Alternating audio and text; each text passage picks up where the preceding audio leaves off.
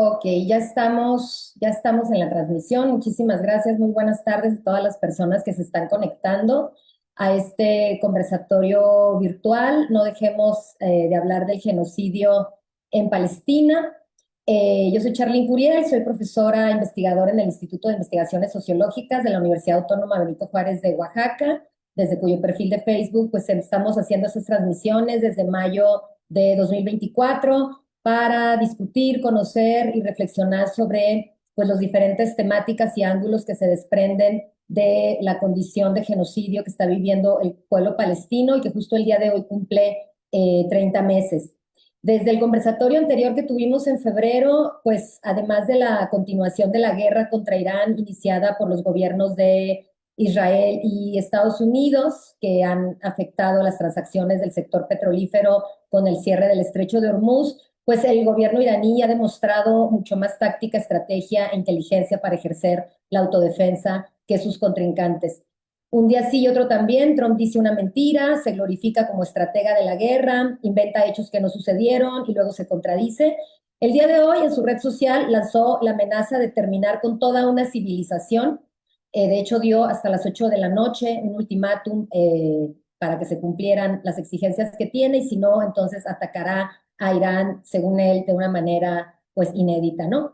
Lo que tiene en vilo, pues en buena parte del mundo, esperando que lo peor sea que una vez más todo esto derive en una palabrería. Lo que ha quedado claro en estos más de 30 días de guerra contra el pueblo en Irán es que cuando se trata de Trump y Netanyahu, la verdad deja de tener sentido.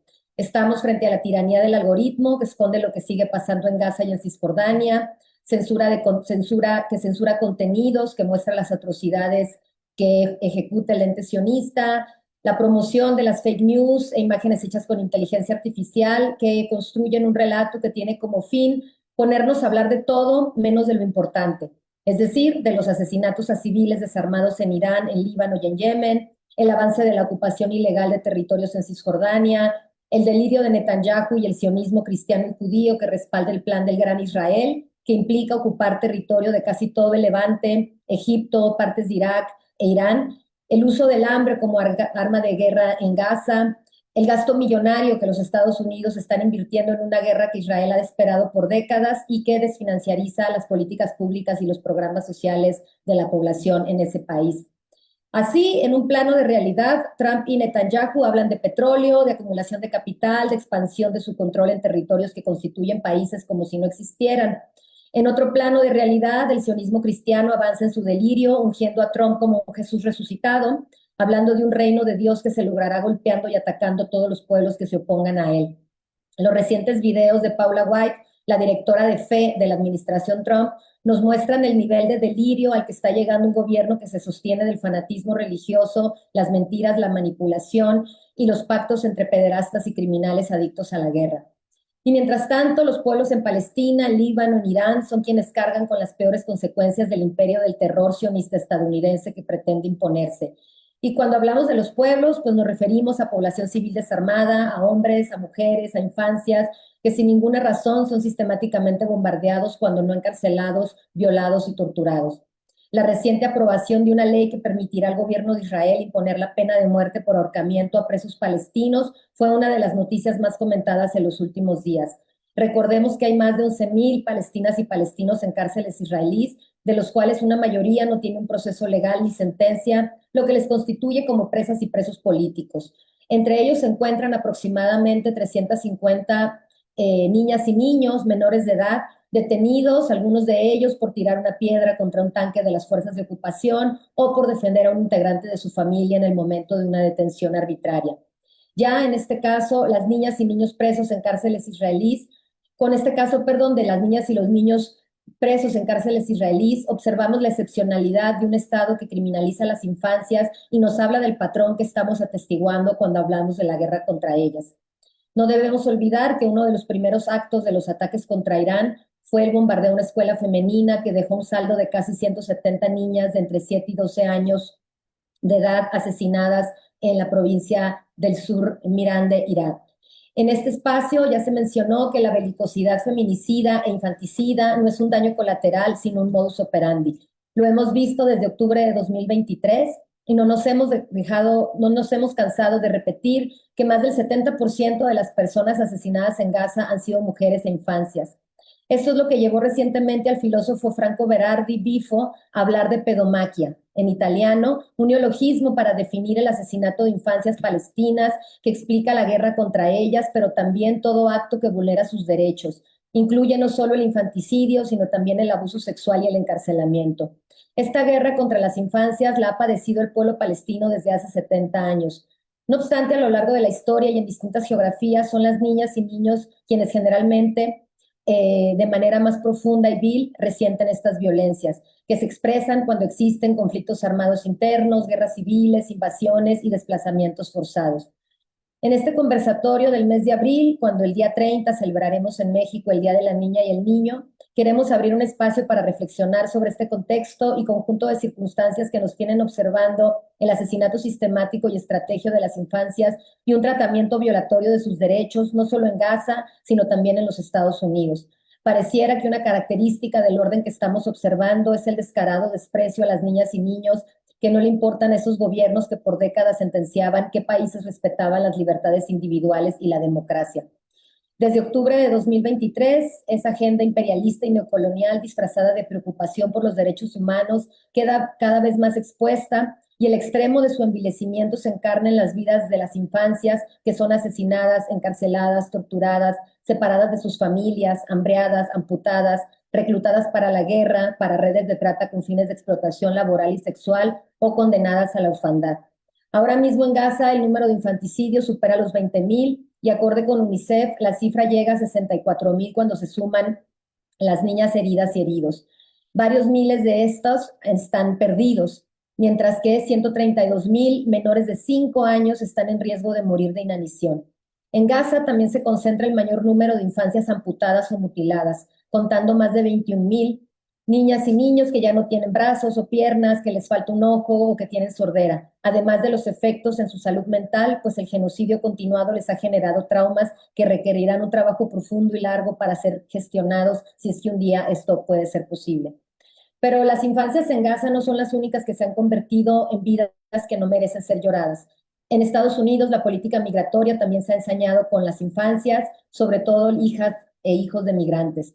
Un reportaje del portal The Marshall Project registra que durante el segundo mandato de Trump, la detención que hace ICE a menores de edad se ha incrementado 6 veces, mientras que durante el gobierno de Biden el promedio de niñas y niños detenidos era de 25 por día, esa cifra actualmente se cuenta en 170, llegando a registrar hasta 400 detenciones de infantes en un solo día. Se reportan incluso bebés detenidos en los centros gestionados por ICE. Son niñas y niños de orígenes latinoamericanos, árabes y de otras poblaciones migrantes del sur global. Así, en esta circunstancia violenta que las infancias atraviesan, no hay que perder de vista el cruce entre el origen social, étnico, racial, el estatus migratorio, la clase y otros aspectos que pueden ser definitorios en las experiencias que las infancias tienen dependiendo de su género, el color de su piel, de su religión, de su lengua materna. La idea de que las infancias deben ser protegidas, cuidadas y salvaguardadas acorde con las convenciones y derechos reconocidos por instancias internacionales y por los estados es otra que se pone en crisis frente a los escenarios que estamos viendo. Para hablar de los varios ángulos que se desprenden de este fenómeno observable a través de los informes de Naciones Unidas y de organismos internacionales, de las investigaciones académicas, pero también de las noticias y las redes sociales, tendremos hoy a 3 invitadas que con mucho gusto les voy a presentar. Primero, les presento a Citlali Quecha. Ella es investigadora titular de tiempo completo del Instituto de Investigaciones Antropológicas de la UNAM, licenciada en Antropología Social por la Escuela Nacional de Antropología e Historia, maestra y doctora en Antropología por la UNAM. Citlali es integrante del Grupo de Trabajo Infancias y Alteridades en América Latina de la Asociación Latinoamericana de Antropología. Sus temas de interés académico versan sobre la población afrodescendiente en México y las infancias afromexicanas, con acercamientos centrados en la racialización de niñas y niños en espacios escolares, las incidencias de la migración en sus experiencias vitales con perspectiva transgeneracional. También está con nosotras el día de hoy Rebeca Guayo Sánchez, quien es una defensora de derechos humanos con más de 10 años de trayectoria en el acompañamiento a diversos grupos sociales con niñas, niños, adolescentes y mujeres principalmente. Actualmente responsable del enlace Centro de Redim, donde coordina estrategias de incidencia política y participación protagónica de niñas, niños y adolescentes. Su perfil destaca por la facilitación de procesos psicosociales y el diseño de metodologías con enfoques feministas y de derechos humanos. Es licenciada en Trabajo Social por la Universidad de Guanajuato y cuenta con formación especializada en derechos de niñas, niños y adolescentes. Y también está con nosotros Soledad Álvarez, quien es antropóloga social y geógrafa humana. Soledad analiza la interrelación entre movilidad, control y transformaciones espaciales en las Américas. Tiene un doctorado en geografía humana por el King's College de Londres y antes de incorporarse a la Universidad de Illinois en Chicago en enero de 2023 como profesora de los departamentos de antropología y estudios latinoamericanos y latinos, fue profesora en la Universidad de Heidelberg en Alemania. Fue co-coordinadora del proyecto digital Children on the Move, An Ethnographic Mosaic of the Americas, financiado por la Sociedad de National Geographic. Entre sus principales líneas de investigación se encuentran la tensión entre tránsitos migratorios irregularizados, regímenes fronterizos y luchas migrantes en los corredores migratorios, la transformación de los espacios transnacionales de movilidad, las economías ilegales y las infraestructuras de movilidad, y las infancias migrantes en el corredor migratorio región andina, Centroamérica, México, Estados Unidos. Y pues además de nuestras tres invitadas del día de hoy, también tenemos unos invitados especiales por parte de Redim. Y te voy a dar la palabra, Rebeca, para que antes de empezar la conversación nos digas quiénes nos están acompañando. Muchas gracias, Charlene. Pues por acá nos acompañan Dylan, Emiliano, Cami, que en un momento les van a escuchar. Ellos hacen parte del grupo de participación de Redim, Juntas y Juntos por Nuestros Derechos, un grupo nacional de chicas y chicos, niñeces, adolescencias de diferentes partes del país que se reúnen constantemente para platicar y abonar respecto a sus derechos y diversas situaciones problemáticas sociales que pasan en México y en el país, como lo que hoy nos trae acá. Ya les escucharán. Bueno, pues muchísimas gracias, Rebeca, por esta sorpresa y esta invitación a Camila, Dylan y a Emiliano, que al ratito los vamos a escuchar. Entonces, bueno, pues vamos a ir empezando, darle entrada pues a la temática de hoy y pues me gustaría mucho, Citlali, que pudiéramos empezar un poco hablando, quizás para tener un marco como más amplio, ¿no? O sea, por qué habemos personas que estamos tan indignadas y tan escandalizadas con lo que está sucediendo con las infancias, que justo quizás esto se explica también por la manera en la que las vemos, ¿no? Es decir, y les damos sentido y significación. Sin embargo, también podemos pensar que las infancias también son una construcción sociohistórica y cultural, ¿no? Y me gustaría mucho como que empezáramos por ahí, ¿no? Es decir, qué ha tenido que pasar, ¿no? Un poco en la historia reciente para que le demos, digamos, a las infancias el sentido que ahora les damos, ¿no? Como estas personas chiquitas que hay que proteger, hay que cuidar, y entonces, digamos, desde la antropología de las infancias, ustedes cómo tratan y cómo abordan el fenómeno de las infancias, como desde, digamos, desde el punto de vista histórico y también, digamos, situado y contextual. Entonces, te dejo la palabra y nos arrancamos. Muchas gracias, estimada Charlene. ¿Qué tal? Muy buenas tardes a todas las personas que dan seguimiento a este muy importante espacio. Celebro la continuidad que a lo largo de estos 2 años, querida Charlene, has desarrollado para incentivar reflexiones en torno a un proceso histórico funesto que ya tendremos posibilidad de ponderar y de valorar como parte de nuestras biografías personales. En particular, y atendiendo las interrogantes que tú has sugerido en torno a la pertinencia de enfocarnos en la sesión del día de hoy en torno a las infancias, me parece oportuno abrir la reflexión sugiriendo una interrogante.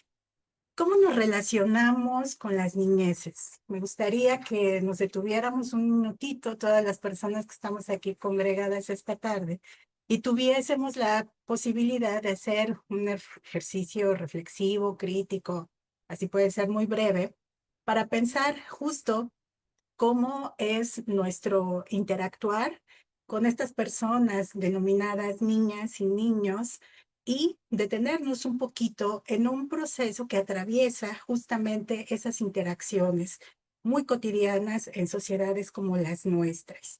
En particular me quiero enfocar en pensar en pertinencia de considerar el adultocentrismo, que, digamos, rige muchas de las estructuras sociales, organizativas pues, de los pueblos del mundo, y bueno, en nuestro país no es la excepción, y es una generalidad, ¿no?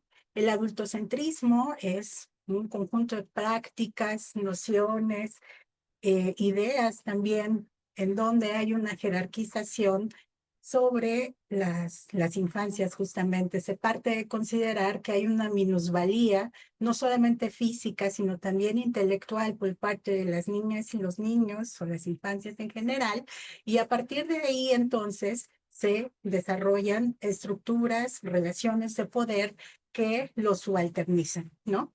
Y entonces justo uno de los esfuerzos que los estudios críticos de las infancias en las ciencias sociales y las humanidades en los últimos tiempos han tenido, digamos, como una militancia muy importante, es tratar de deconstruirnos en tanto practicantes y pensadores del adultocentrismo. Yo creo que eso es muy importante de traer a cuenta, Charlene, colegas, amigas, amigos, en esta tarde, ¿no? Para dejar, digamos, muy de bote pronto esta pregunta inicial de cómo nos relacionamos con las niñeces y pensar justo cómo es que a lo largo de nuestras experiencias vitales hemos desarrollado o no la internalización, la introyección del adultocentrismo en nuestras realidades cotidianas, ¿no? Bueno, como bien señalaba Charlene, pues la idea de infancia es un constructo, pero bueno, si hacemos un poquito de historia, podemos retomar algunas de las ideas más relevantes que historiadores de este proceso e historiadoras han desarrollado, quienes más o menos coinciden en que hacia fines del siglo XVII hay una innovación intelectual, justo por el momento histórico de la Ilustración, en donde se genera el surgimiento, la emergencia de un sector poblacional diferenciado, ¿no? Son las infancias o la infancia en general, en torno a tres procesos fundamentales. La emergencia, por un lado, del sistema económico capitalista, el surgimiento de los estados nacionales, sobre todo con las regulaciones estatales de control poblacional, ¿no? Eso va a ser muy importante, porque derivado de la puesta en marcha de este tipo de políticas de control demográfico que van a ser absolutamente necesarias para los estados-nación en todo el orbe, se va a generar y propiciar, por tanto, un conocimiento experto sobre qué hacer con las infancias, qué hacer con las niñas y los niños. En particular, surgen disciplinas, sobre todo en el ámbito francés, por ejemplo, como la puericultura, eh, principalmente la pediatría, como estos saberes expertos que se van a encargar de regular las vidas de este sector poblacional emergente y que van a garantizar su construcción paulatina en tanto ciudadanos futuros. Es ahí donde empieza a constituirse esta noción también de seres inacabados, incompletos, que van a ser las niñas y los niños en esos momentos históricos, ¿no? Evidentemente, en todos los países del mundo, estos procesos van a tener sus propias especificidades contextuales, regionales, pero en términos muy generales, me interesa destacar cómo estos tres elementos se van articulando paulatinamente para situar el surgimiento de el sector poblacional diferenciado denominado infancias, niñez, ¿no? Y bueno, no olvidar que también en esta estructura un marco que no debemos nunca dejar pasar es también el patriarcado, que estructura las relaciones jerárquicas, genéricas entre las infancias desde su nacimiento. Y entonces eso configura también unos órdenes de desigualdad que se van naturalizando poco a poco y que con el paso de los años llega a generar una serie de atributos asociados a la noción de infancia. Quizá uno de los primeros es la noción de inocencia, de pureza, de seres inacabados, como referí hace un momento, y eso como correlato deriva también en la construcción del sujeto adulto como protector, ¿no? Como garante de su seguridad. Hasta allí, más o menos, orbita, digamos, una construcción sociohistórica que dinamiza esas interacciones en torno a la importancia de otra organización sociohistórica muy importante, muy analizada también por los estudios de las infancias, que son las familias. Y entonces ahí, en esa estructura socioorganizativa llamada familia, se van gestando también necesidades y articulación de cuidados específicos que van dirigidos hacia las niñas y los niños.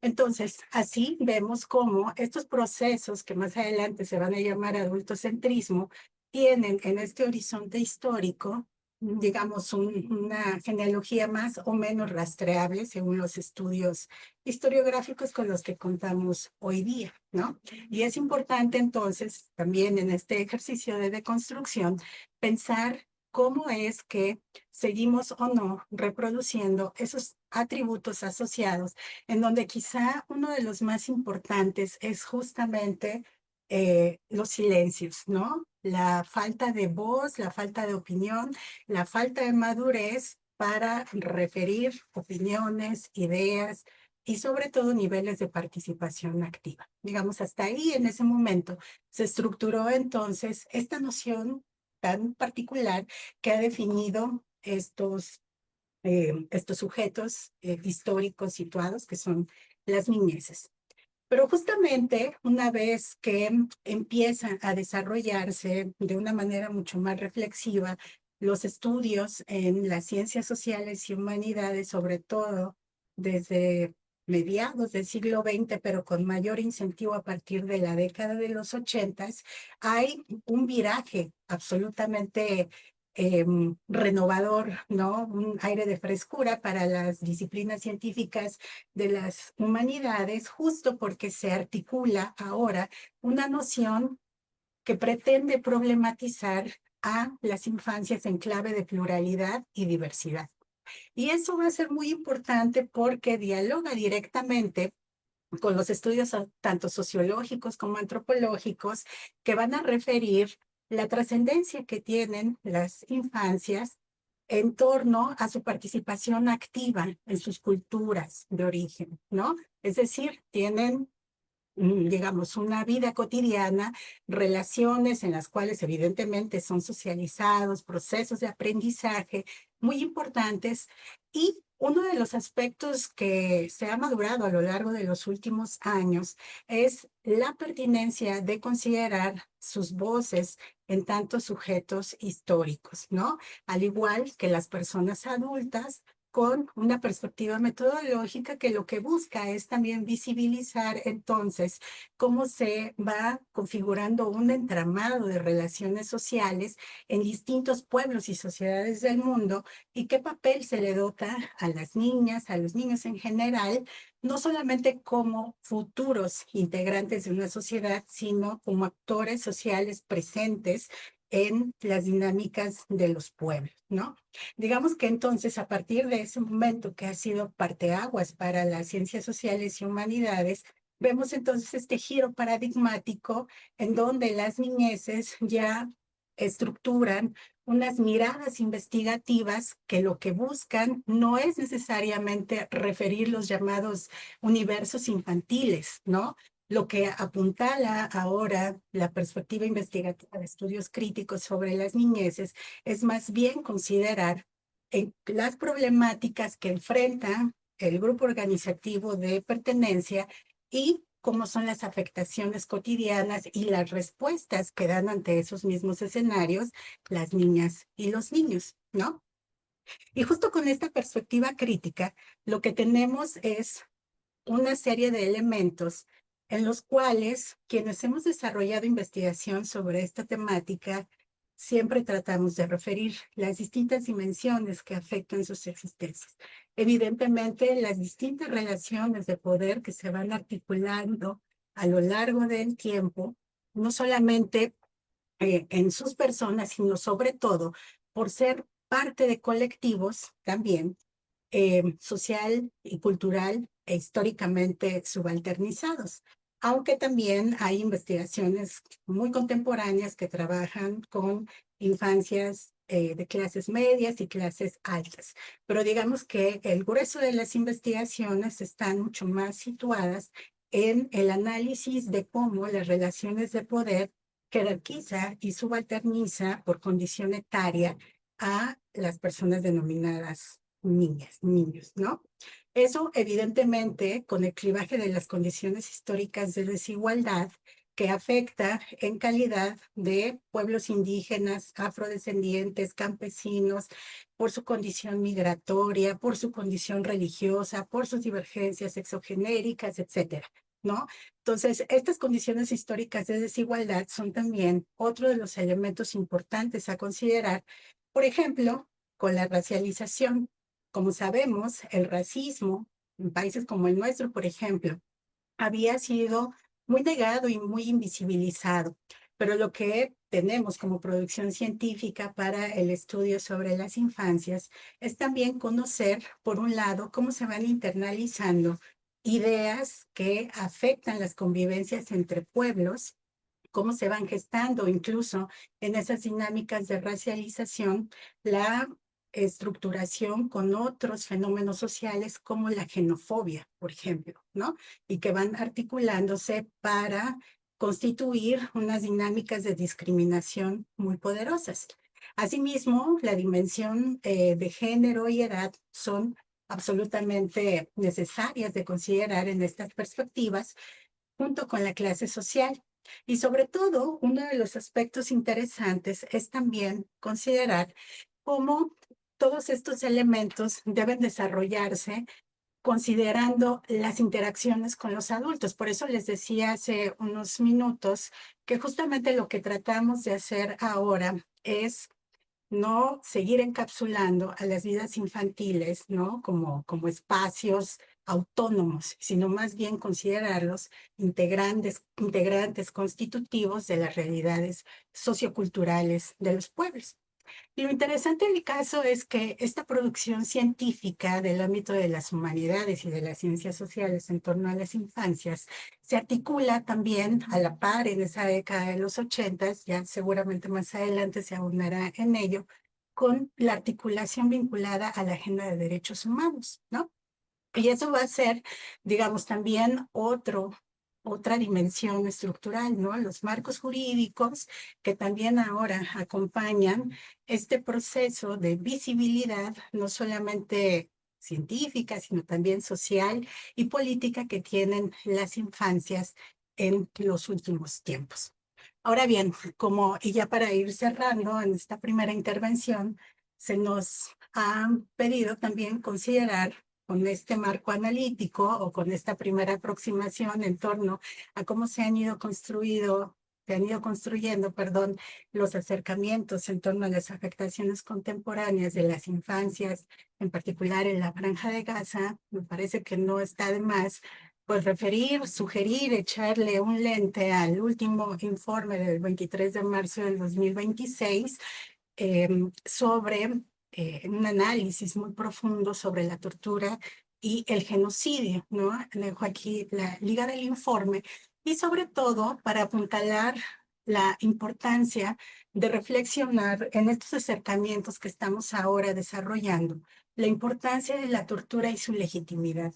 Se dice en este informe que la tortura no es violencia incidental, es la arquitectura del colonialismo del asentamiento construida sobre la base de la deshumanización y mantenida por una política de crueldad y tortura colectiva. Hace algunos años fuimos sorprendidos, por lo menos en lo personal, ¿no? Con el caso de este pequeñito de 18 meses, Jawad Abu Nassar, que fue torturado, ¿no? Por parte de elementos milicianos israelíes, quemándolo con cigarrillos en partes de su cuerpo para obligar a su padre a declarar alguna circunstancia. Y bueno, eso me parece un ejemplo muy importante que sintetiza justo el análisis que se vislumbra en este informe que invito a considerar. Así, entonces, en los estudios sobre las infancias, ahora me parece que debemos incluir una perspectiva que incluye además otros clivajes que son absolutamente necesarios en nuestra contemporaneidad. Las políticas del tecnofascismo, las dinámicas de la posverdad en los procesos necropolíticos que hoy día acompañan nuestras realidades y contemporaneidades. Lo dejaría por ahí, Charlene, como para hacer un encuadre inicial, agradeciendo mucho su atenta escucha. Muchas gracias, Citlali. Sí, creo que era muy necesario que justamente empezar pues por ahí, es decir, por el principio, para también entender que si bien es cierto que, o sea, pues ya no me gusta decir ya sentido común porque creo que de repente no es algo que nos dicen mucho ahora, pero digamos, la idea de que las infancias, las niñeces, pues eran digamos, las personas y las subjetividades que había que cuidar, salvaguardar, y que todavía hasta hace unos años quizás en conflicto, en algunas guerras, eh, eh, había algún resquemor o algún rubor, ¿no? De atacar a niñas y niños directamente, ¿no? Que sin embargo ahora vemos completamente abierto, develado, de hecho hasta celebrado, ¿no? Las mismas integrantes de las fuerzas de ocupación cometen este tipo de crímenes y lo ponen en sus redes sociales y lo celebran, ¿no? Lo glorifican. Entonces, ese cambio, digamos, de mirada que se está teniendo, a mí me parece muy importante ponerla en perspectiva y justo que esto con lo que cierras del tecnofascismo, de la posverdad, me parece que en efecto son claves que nos pueden ayudar a entender también por qué que estamos cambiando, digamos, por qué se está virando, ¿no? Hacia esta sentido de realidad en donde ahora también defender a los niños y niñas parece que forma parte de la agenda woke, ¿no? Es decir, así como es woke ser feminista o es woke ser antirracista, ahora también indignarnos por el asesinato sistemático de niñas y niños empieza a ser considerado así, ¿no? Entonces, justo ahorita pensando en una de tus diapositivas sobre la importancia de los análisis desde las ciencias sociales y las humanidades sobre infancia, que se va a ir articulando con una agenda de derechos, pues nos habla también de que los derechos a las infancias pues no son, o sea, no son de la historia de la humanidad, sino que son algo sumamente reciente, y por eso es que yo quería que alguien de Redim, de la red por los derechos de la infancia en México, nos pudiera acompañar el día de hoy para que nos pudiera hablar un poco como más del marco normativo, ¿no? Lo que tenemos ahora vigente en términos de convenciones, de leyes, de normativas que obligan a los estados y sentencian, ¿no? Ciertas prácticas en el derecho internacional sobre lo que corresponde a las infancias, ¿no? Y a las niñeces. Entonces, Rebeca, te voy a dar la palabra para que tú nos pongas un poco en esa perspectiva y pues continuar con la discusión. Muchas gracias.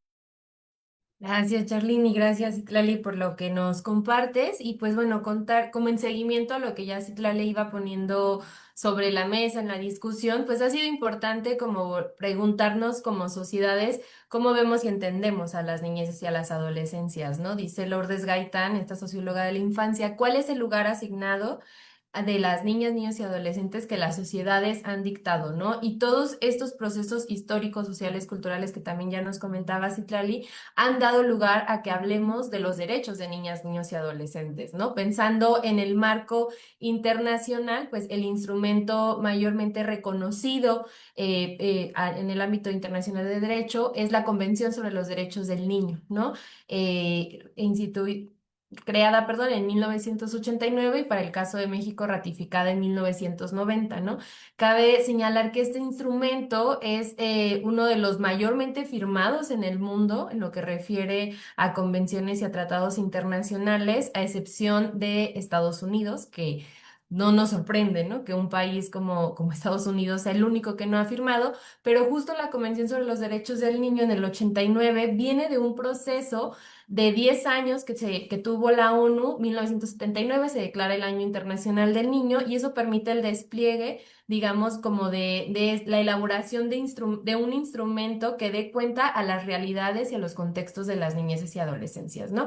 Es el primer instrumento a nivel internacional que reconoce que niñas, niños, adolescentes no son objetos de protección, ¿no? Que tiene que ver con toda esta narrativa que Citlali ya nos decía y en el cómo se ve y entiende a las niñeces y a las adolescencias, ¿no?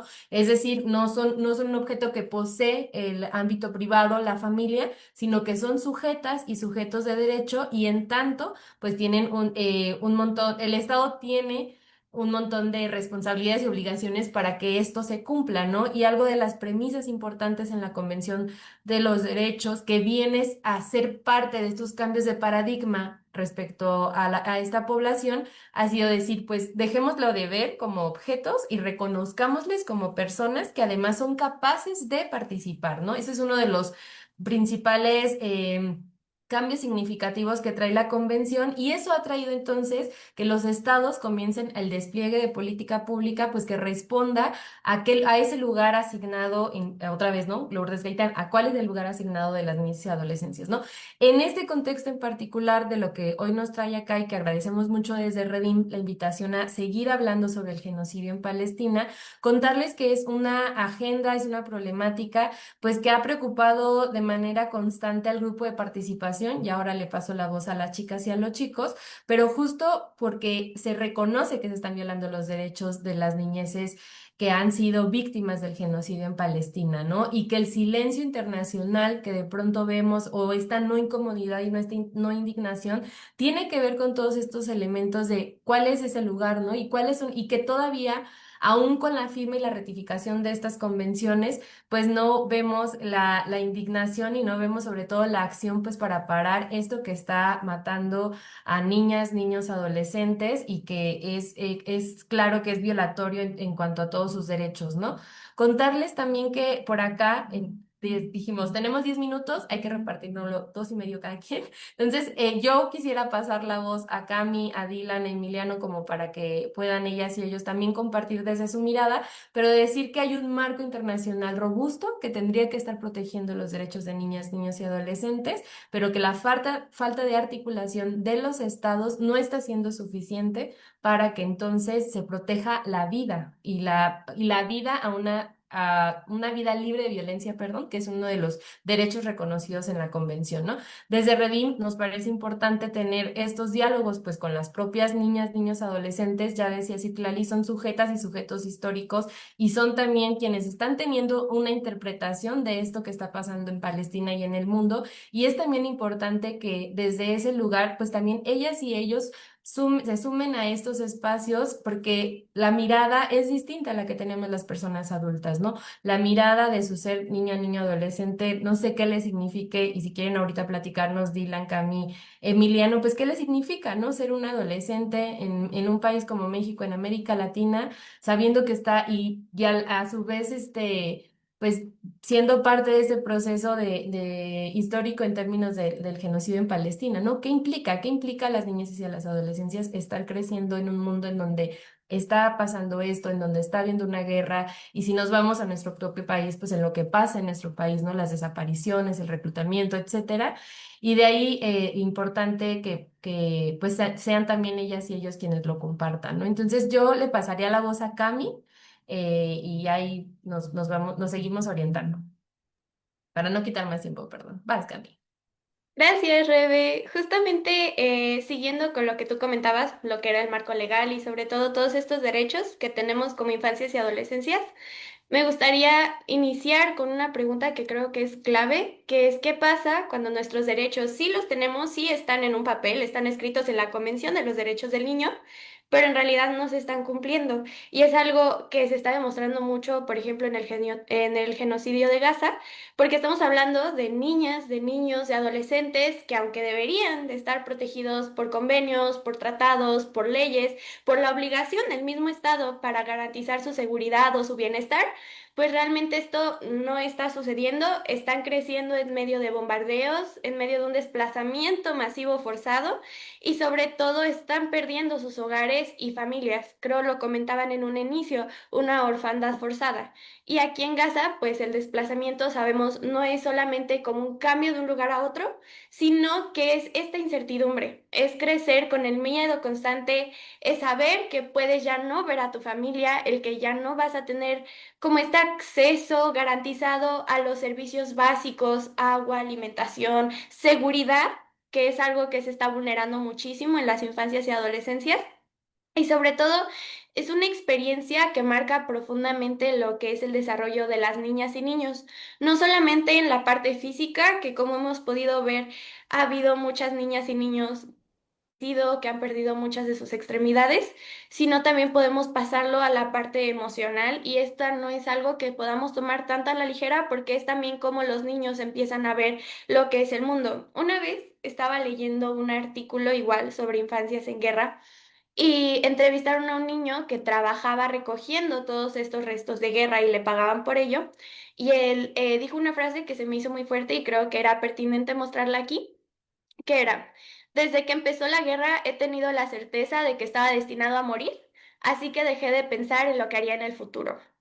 Con esta frase creo que decimos algo muy fuerte, porque cuando las condiciones de vida llegan hasta este punto, hablar de derechos a veces se vuelve muy insuficiente si no existen los mecanismos para garantizarlos en esos países o si no nos protegen nuestros derechos. Estamos hablando no solamente de cifras que muchas veces dicen al aire, sino del futuro de niñas, de niños y de adolescentes que tenían sueños, que tenían metas y por esta guerra ellos ya no pueden verlo de una manera tan fácil como lo demostraba la frase de aquel niño que habían entrevistado. Y algo muy importante es que también a veces vemos a las infancias y adolescencias solamente desde la parte vulnerable, pero no son víctimas aisladas, no son solamente como víctimas pasivas. Son niños, son niñas que en este tipo de contextos aún estén viendo bombas caer en sus casas, en sus estados, perdiendo familiares, están buscando maneras en las que puedan adaptarse, puedan sobrevivir, puedan resistir, buscan todas las maneras para poder seguir y salir adelante. Y aunque muchas veces no se les escucha, ellos intentan avanzar y protegerse. Entonces el reto es realmente cuestionar por qué nuestros derechos no se están garantizando y qué decisiones son las que están afectando para que esto siga sucediendo. ¿Por qué no se le ha puesto un alto a que afecten a las infancias y adolescencias? Pero también como sociedad, por ejemplo, podemos empezar a preguntarnos qué estamos dispuestos a hacer nosotros para dejar de normalizar todo lo que estas infancias y adolescencias están sufriendo en medio de la guerra y la violencia. Ningún niño, ninguna niña y mucho menos ningún adolescente deben de crecer escuchando un bombardeo, viviéndolo, ni siquiera con el miedo a saber si mañana van a despertar o no. Con esto agradezco mucho la oportunidad que nos dan a nosotros de poder participar, de poder expresarlo desde nuestras miradas, porque es un tema muy importante y me gustaría darle la palabra a mi compañero Dylan. Gracias. Gracias, Cami. Hola, buenas tardes a todas y todos. Soy Dylan. Los saludos desde el estado de Oaxaca. De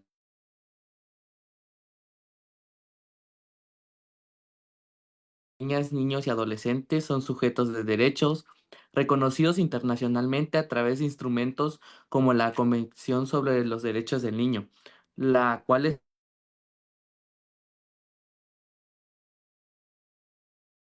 educación, salud y desarrollo en condiciones de dignidad y seguridad, lo cual no se ha hecho posible en todos los estados.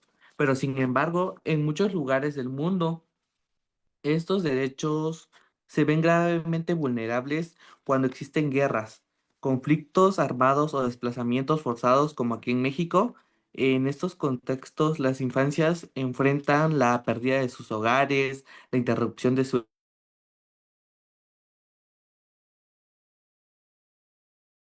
y en muchos casos situaciones de violencia que afectan profundamente su desarrollo físico, emocional y social.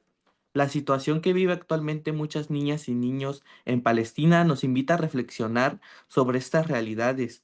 Los conflictos prolongados no solo generan crisis humanitarias inmediatas, sino también dejan consecuencias profundas y duraderas en la vida de las infancias, quienes a menudo son las más afectadas por estas condiciones.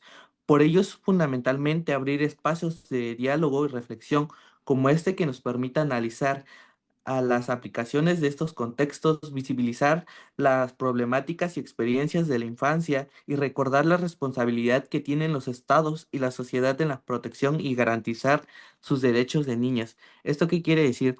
Que debemos darle un eje prioritario a nuestra niñez y adolescencia.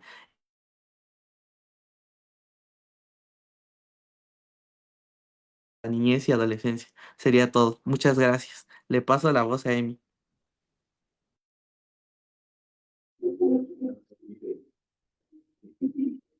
Hola, ¿qué tal? Soy Amy McDowell. Muchas gracias por la invitación a este programa. Muchas gracias por la invitación a este conversatorio. Los saludos de CDMX, aquí desde el grupo de participación de la Redim. Pues también lo que me gustaría decir, y a mí con lo que me gustaría empezar, es con que pensemos en el potencial humano que se está perdiendo en esta guerra. Y sobre todo quiero que cuestionemos esta parte, porque se supone que, como bien mencionó Camila y como bien mencionó Reba anteriormente, existe un marco regulatorio el cual debería de garantizar la protección de las infancias. Y es algo que no se está cumpliendo, o que por lo visto no se está cumpliendo, lo cual para mí es algo bastante indignante, y creo que para todos, porque, o sea, son seres humanos, son niñas, niños que tenían sueños, que tenían ilusiones, que tenían sí, o sea, que tenían una visión bastante esperanzadora del mundo, pero que es algo que se está perdiendo en un contexto bastante horrible, bastante atroz. Y de nuevo, o sea, quiero que cuestionemos para qué tenemos estas leyes, para qué tenemos este marco regulatorio si no se va a cumplir. Así que, bueno, yo les agradezco mucho la participación. Aquí termino. Gracias. Pues muchas gracias, Emiliano, Dylan, Camila, muchas gracias, Rebeca, por pues, incluir, invitar, convocar también estas voces que son pues muy importantes porque en efecto, ¿no? Bueno, yo trabajo con jóvenes ya mayores de edad de la universidad, entonces pues sí, muy lejos me quedan los niños, las niñas, las adolescencias, como para saber cómo están reflexionando y a veces perdemos un poco el piso, ¿no? Es decir, no sabemos ni siquiera si se enteran, ¿no? De repente también eso, y de qué forma, ¿no? Es decir, qué tipo de información les llega y cómo la procesan también, ¿no? Cómo les hace sentido, ¿no? Es decir, explicarse el mundo, pues, en el que estamos viviendo, en donde, pues, personas como ellas y ellos están sufriendo, pues, las cosas tan horribles que se sufren en esta parte del mundo, ¿no? Y ni siquiera tan lejos, ¿no? Y justamente ahorita mismo la palabra se la quiero pasar a Soledad Álvarez, que nos acompaña desde Estados Unidos y que ella trabaja el tema de los niños y niñas que migran y que desde los últimos años, pues esto se ha convertido en un gran tema de discusión y conversación, pues primero por este fenómeno que se detonó hace unos años de las niñeces no acompañadas, ¿no? Que migran solas, y en los últimos, pues, años, bueno, en el último año y medio, ¿no? Con el tema de la política migratoria que se ha implementado con Donald Trump, que en realidad me parece que está más bien envilecida, profundizada, pero que ya sabemos que en Estados Unidos tiene muchos años, pero que pues afecta de manera muy particular a niñas y niños de origen migrante, ¿no? Entonces, bueno, Soledad, con base en lo que pues tú ya has escuchado, de Citlali, de Rebeca, y con el propio trabajo que tú tienes ahora realizando en Estados Unidos, pues qué puntos de vista nos podrías compartir. También pensando un poco otra vez como en el eje de la conversación del día de hoy, ¿no? Esta idea de un panorama en el que las infancias están mucho más, no sé si mucho más, pero eso sería bueno discutirlo, o sea, expuestas, menos protegidas, ¿no? Menos cuidadas, y también pensando un poco en que se dice mucho que Israel ha sido un país, bueno, un país, un estado ficticio que buena parte de su entrenamiento militar y de sus estrategias bélicas las experimenta con el pueblo palestino, ¿no? Y sabemos que el ataque a las niñas y niños y adolescentes en Palestina, pues no empezó en octubre de 2023, sino que tiene muchísimo tiempo. Y entonces pensando en esa pedagogía, digamos, de la crueldad, parafraseando a Segato, ¿no?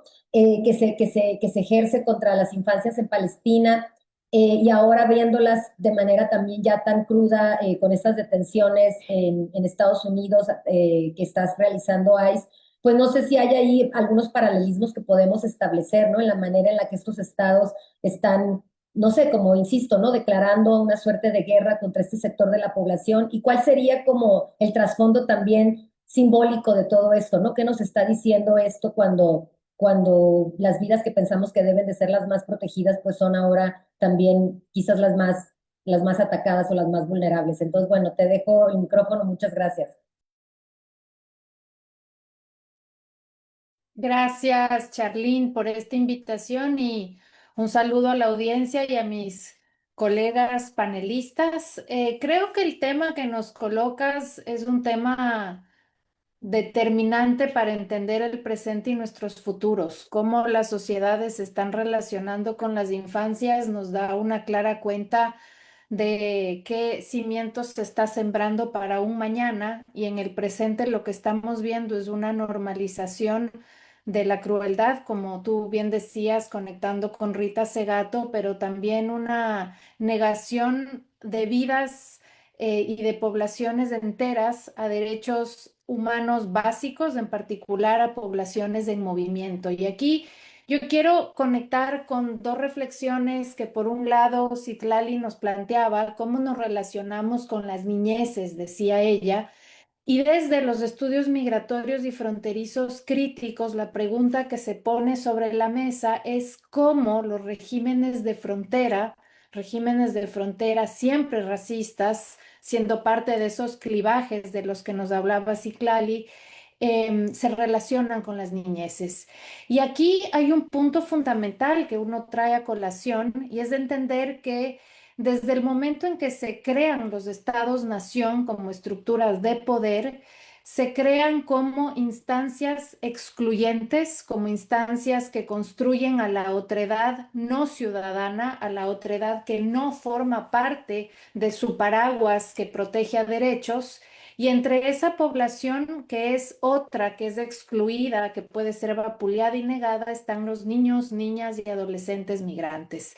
Camila planteaba con una voz, con un tono de mucha rabia de que no se cumple la Convención de los Derechos de la Niñez y de la Adolescencia en muchas aristas de la vida de las infancias. Y si uno jala esa perspectiva para entender otra vez cómo nos relacionamos con las niñeces migrantes, los estados-nación pierden el año, los estados-nación reprueban, y aquí lo podemos poner de manera generalizada: estados-nación de origen, de tránsito y de destino. Por supuesto que hay unos peores que otros en esta orquestación en contra de las infancias migrantes, pero hay un tema clarísimo: los giros que se han venido dando en política antimigratoria, en política que deshumaniza a quienes se ponen en movimiento, ataca, condena, reprime, excluye, violenta, de la misma manera que lo hace a población adulta, a la población infantil. Es decir, cuando hablamos de qué está pasando con los regímenes fronterizos y migratorios, pensemos en el control que ejerce el Estado. Pensemos en pasaportes, visas, detenciones, deportaciones, redadas. Todo esto le afecta de la misma manera a niños, niñas y adolescentes. Entonces, el punto fundamental que Citlali decía: hay que hacer una crítica desde el adultocentrismo. La configuración de la arquitectura legal del Estado en materia migratoria jamás ha salido del adultocentrismo para tratar de imaginar una forma distinta en que los estados se aproximen a las infancias migrantes. No ha existido, no ha existido hasta ahora no lo hemos visto, que los estados generen perspectivas distintas para tratar a la población infantil en movimiento. Vuelvo a ejemplos que son cotidianos de nuestra vida, en nuestra vida. Pasar controles, pasar pasaportes, pasar visados y hoy día la naturalización que estamos viendo de la detención, de la deportación, de la desaparición en tránsito de una cantidad inmensa de niños, niñas y adolescentes. Por otro lado, es muy importante tomar en cuenta otro elemento, y es que los estados, cuando se trata de relacionarse con las niñeces migrantes, lo hacen o desde el control, con este aparataje brutal, o desde el humanitarismo. Pero el humanitarismo ha venido perpetuando la construcción de un sujeto naturalmente vulnerable, naturalmente víctima, naturalmente intervenible, sin voz, sin capacidad de autonomía, sin pensamiento crítico, sin capacidad de generar saberes. Bajo la perspectiva del humanitarismo, se ha eliminado la capacidad de comprensión de que las niñeces son sujetos de derechos, como mis colegas panelistas decían, son sujetos con capacidades, con racionamiento, con interpretaciones, incluso con capacidad de respuesta y acción frente a las vulneraciones que las estructuras de poder generan. Eso no está presente en el humanitarismo, entonces.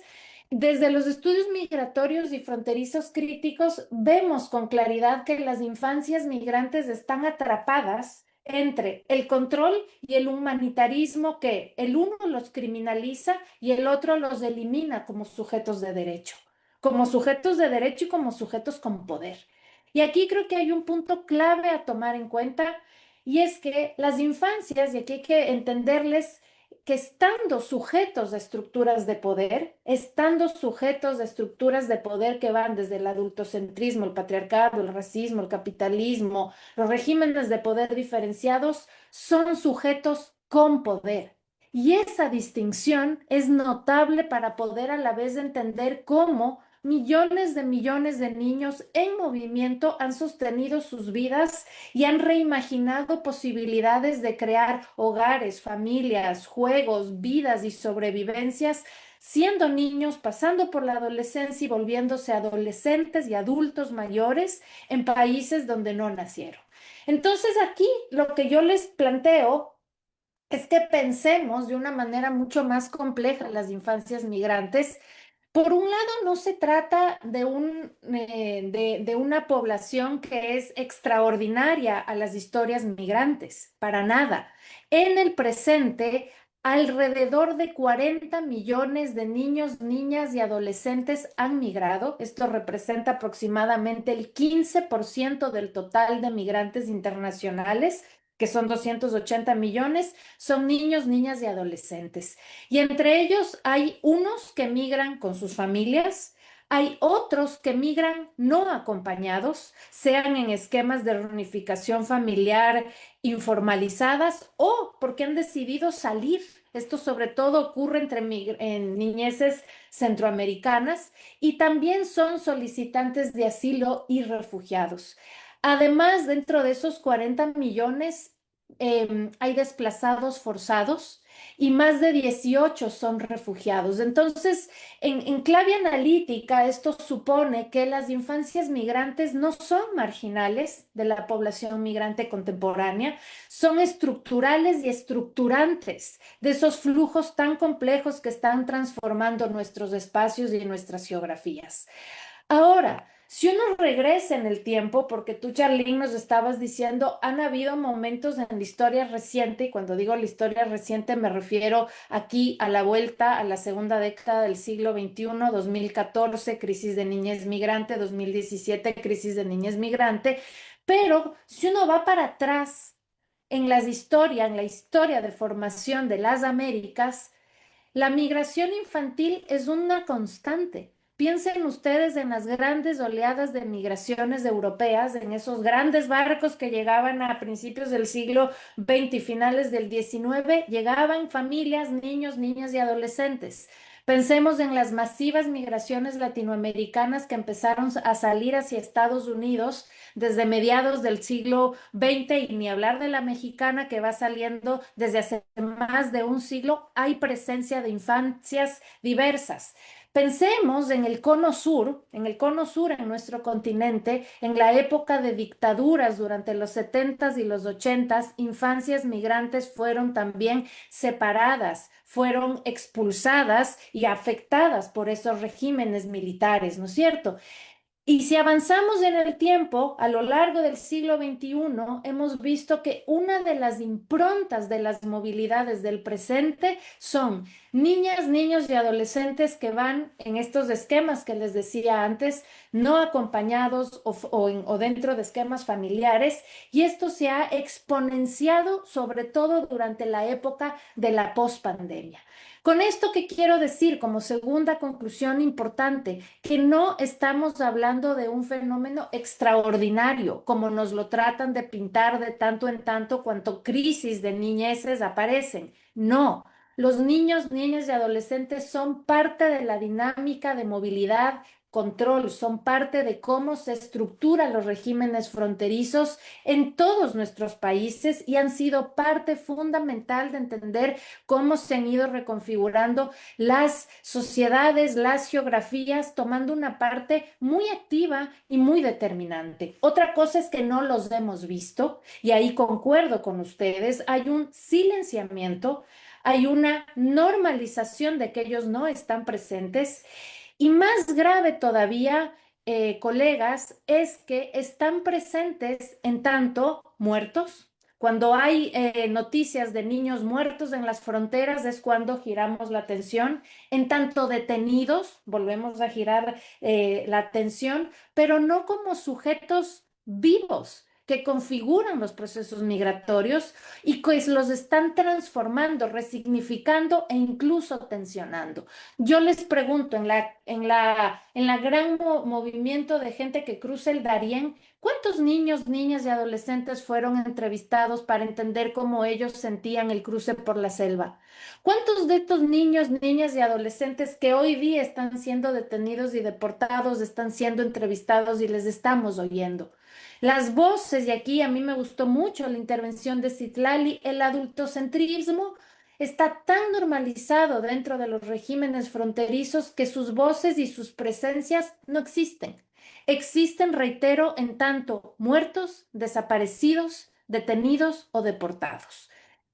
Y moviéndonos ya a Estados Unidos, que es la tarea que también me dejó Charlene en términos de qué podemos discutir, hay un punto muy importante y es que por un lado, en este país no es menor en términos de entender cómo se relaciona con las infancias migrantes, porque como bien sabemos, ha sido el que ha venido marcando la pauta, el paso y orquestando el régimen de securitización a nivel global con intensidad desde finales de los años 90, ¿verdad? Y con mucha más fuerza después del 9/11, pero los primeros atisbos, las primeras arquitecturas legales y las primeras formas en que el Estado en este país, en Estados Unidos, ha reaccionado frente a la niñez migrante, datan desde el siglo XIX e inicios del siglo XX, ¿sí?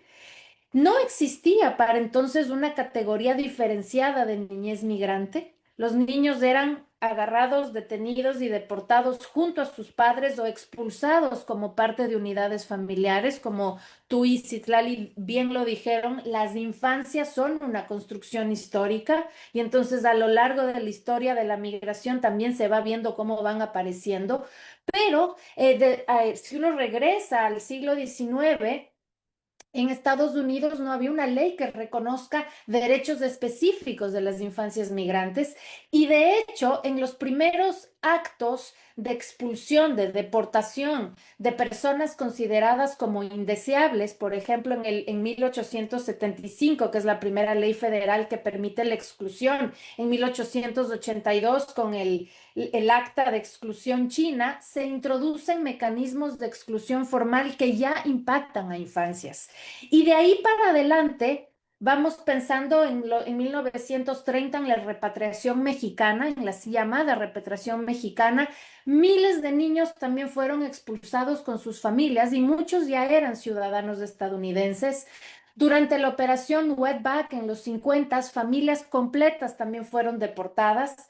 Entre los 80 y los 90, cuando comienza a pensarse esta categoría de la niñez migrante, ¿no es cierto? Los niños siguen siendo detenidos y deportados con ciertos límites legales y solo es a partir de los 2000, o sea, hace nada, hace 25 años, que comienzan a ejercer sistemas diferenciados de protección como el Office of Refugee and Resettlement, que es del ORR, para menores no acompañados, pero los niños, por ley, pueden seguir siendo detenidos y deportados en distintos contextos. Por ejemplo, en los 2000, cuando se dieron los 2010 para adelante, con la crisis de Obama, más tarde con la crisis de Donald Trump, se ha venido dando detenciones, deportaciones, separaciones. Esto implica que las niñeces en este país, niñeces que por cierto coincido con lo que tú dices, Charlene, son niñeces que vienen de ciertos orígenes, porque hay marcadores de origen, de color, de nacionalidad, de clase social. Son siempre niñeces que vienen de países empobrecidos del sur global, ¿verdad? Muchos de ellos donde Estados Unidos ha tenido intervenciones militares y ha desmontado sus capacidades.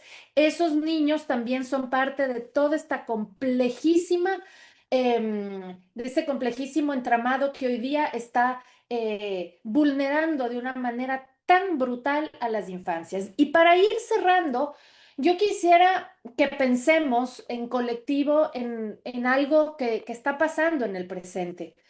Hoy día sabemos por los reportes que de a poco van saliendo, y digo de a poco porque hay una opacidad enorme en la generación de datos sobre las condiciones de detención, de deportación de infancias en este país. Sabemos que al día de hoy aproximadamente 70,000 personas, incluyendo a niños, están dentro del marco de detención y de deportación, ¿verdad?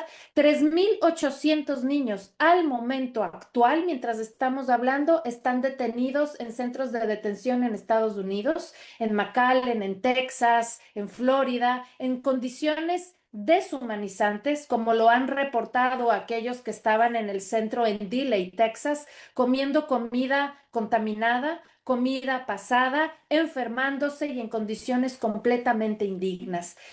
Esto además nos hace pensar en algo más. Esos niños, niñas y adolescentes que hoy día están siendo detenidos, deportados, ¿verdad?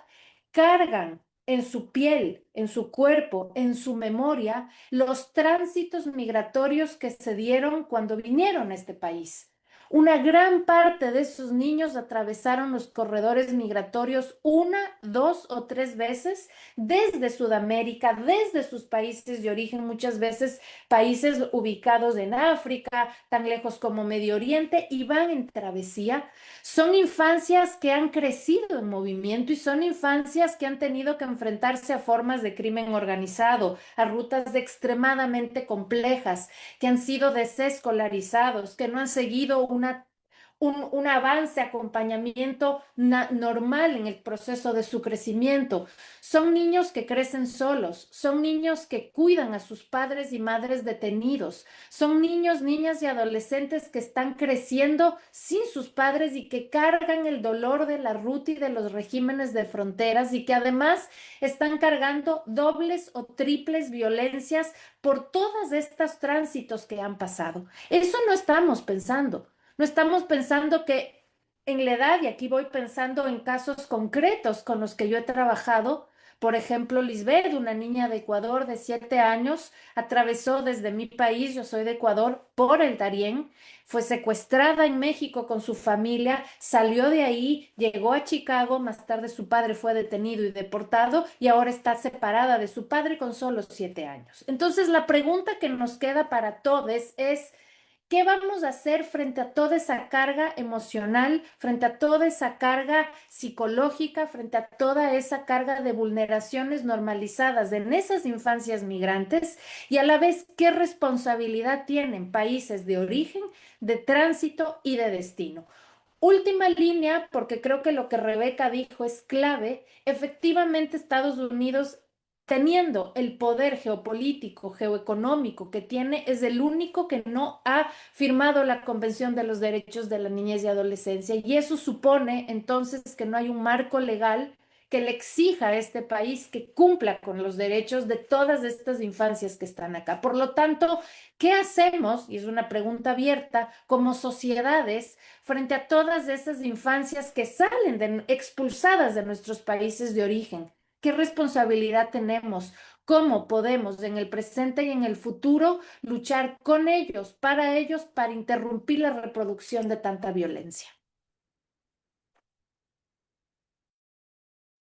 Muchísimas gracias, Soledad. Pues sí, justamente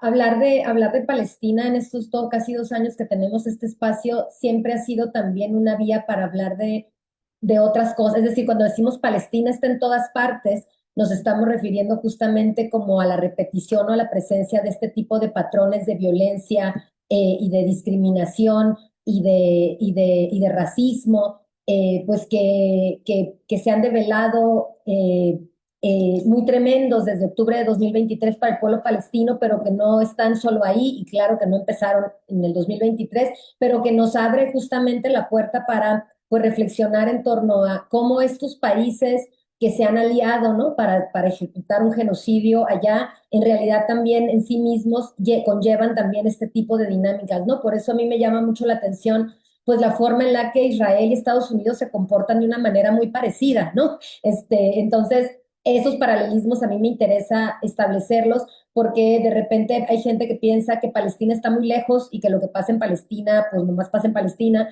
o que nada más pasa en Gaza. Y no, le está pasando también a las poblaciones migrantes mexicanas que están en Estados Unidos o la de origen latino, y que muchos de ellos son pues nuestros paisanos o eran nuestros vecinos o eran parte de nuestras familias que se fueron para allá y que ahora están pues en estas situaciones de mucho riesgo y vulnerabilidad de ser deportados cuando no detenidos y encarcelados en estos lugares que se nombran siempre con unos eufemismos, pero que en realidad pues son cárceles, ¿no? Entonces, a mí me quedan como para esta segunda ronda varias cositas que voy a decir aquí para que ustedes reaccionen, ¿no?